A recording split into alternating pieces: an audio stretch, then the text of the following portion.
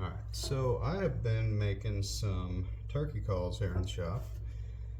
It's March, deer season's over, haven't really been doing any shed hunting, thinking about spring turkey hunting, and so I've been playing around trying to make some of my own pot calls. I did a little bit of research and figured that I could at least try it, and yeah, I haven't found it to be extremely difficult. I think it's something that you could mess with forever to tweak different things and play with it, but overall I found it pretty easy to get a pot call that makes turkey-like noises. Probably depends who you ask how realistic it sounds, but I was pretty impressed. So I've been messing around. I've got a few tools here at the shop. I have an old lathe that is, yeah, I have no idea what brand it is. It's extremely old. And I got some slate shingles that I cut round pieces of slate out. I rounded them out on a belt sander then and sanded them down to about the thickness I wanted. And then I got some 1/8 inch steel from the local machine shop, and I made some, or not steel, sorry, 1/8 inch aluminum from a local machine shop. And I made this aluminum pot, makes some noise. I'm actually pretty happy with how this sounds. But I've got a bunch of other pieces of scrap hardwood glued up that I want to turn some more pots and try some more stuff. I want to try some more slate. I want to try some more aluminum. I want to play around with different sizes of pots, different size surfaces.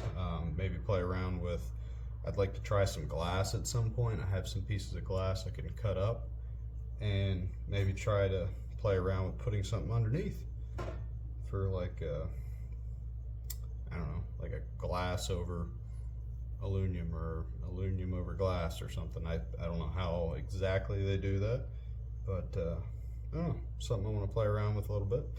I got this one here, this piece ready to go. It's some oak and some poplar, and I'm gonna start turning that one and see what I can come up with.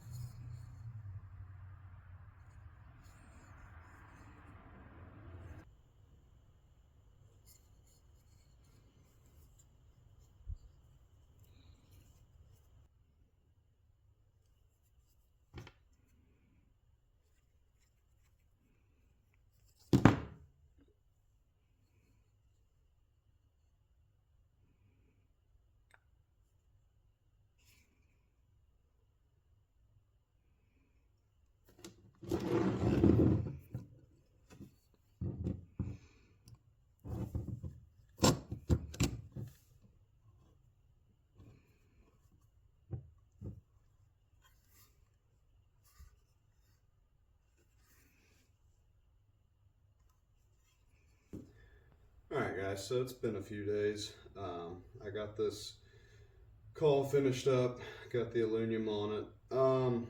Not real impressed with how this one sounds. I was looking at my store-bought ones. This is a bit smaller. I believe it's, well, I think it's about a not quite a 3-inch striking surface. It's a little smaller than any of the store-bought ones I have. And I don't know.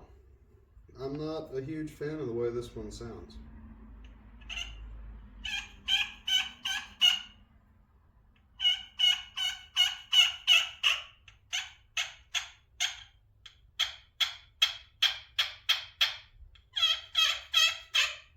I don't love the way the yelping sounds on it. I have this one that I made. This was like the first one I made. It's about the same depth, but it's a much bigger playing surface, and I was pretty impressed with how this one sounded.